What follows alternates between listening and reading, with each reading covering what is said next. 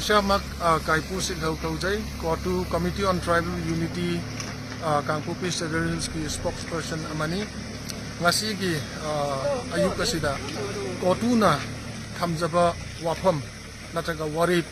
da loinana khoi gi Kangpupi gi district ta Imphal Manipur dagi changakpa naha ahum gi matang da Kotu na haibagumna akhoi gi thamjaba wafam do ngasi gi ayuk sida akhoi gi Kangpupi gi SP yaunana Assam Rifle ga loinana akhoi gi promise to cap toba haibase phongdok oina okay thabak ase pangthok charani haibase thamjaningi akhoi gi kuki volunteer singna noibo misam ne haibadagi akhoi gi khutta leibada noida ati kakai nataga nungai taba kai wafam lei la akhoi gi lamina ba jing yam rum ti taw khoi chamana do okay inaw na di thamning bo phum leiba adi matang da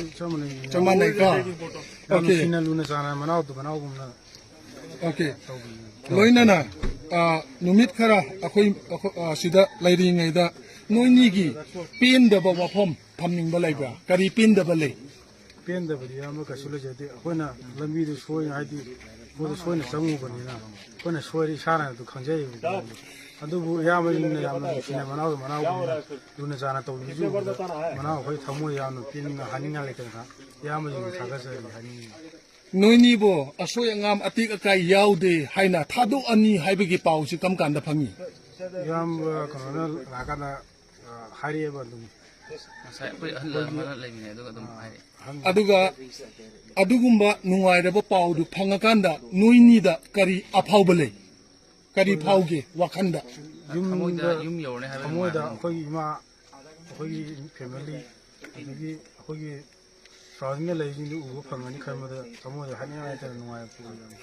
Kuki Jo community singna nupi angang ahalaman nataga innocent oiba khutlai pai daba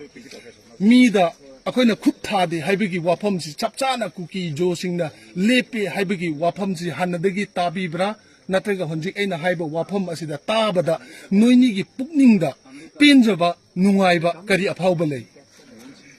sumaina innocent da yam thina luon tawba sita ba yam nuai je haibati ngiba community ni hamma sida khana sainaraga kari kana ba purakana haibati yam thina otna bi ga kam kana ba purak hai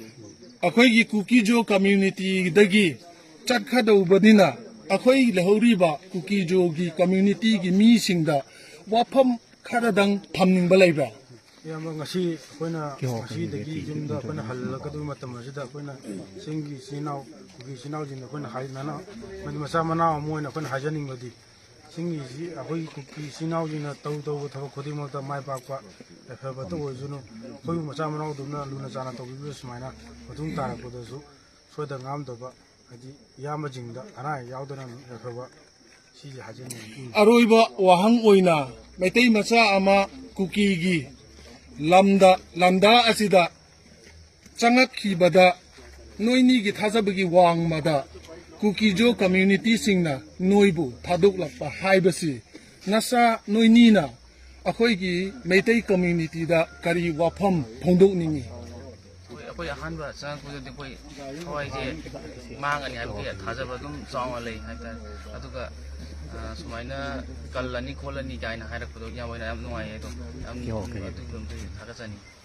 aduga inawani da aroibada aina thamjaning do wafam si video namakpa sakmai sida lepiba ahalaman singja noini na akhoi si Committee on Tribal Unity ne haibasi khangbiba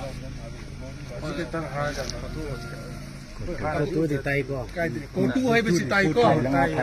Kotu haibasi na akhoi gi wafam period si leptuna noini bu kannanaba numit marini mangani manu asida chelaga sugadaba tawgadaba thabak mayasi tawe haibasi inaw anina chapchana khangbinaba haijari ka yama jingi to ding na mai pa bu Okay. chibai ga no oiro ka namani to ba ku din mai pa ko yin ki da bale da su din thu angang ni na lairik lai su sa ka ni na ba ai ebe lo da ngai Ebe lo bida ngai riya. ngai chalu ko Adi noi ne. gari ne ngai chalu ko yin da ba to ko Chết sang lối na police đã xin cái này có phải có nung này rồi Okay then. See, this is the way how things are done, even in a conflict time,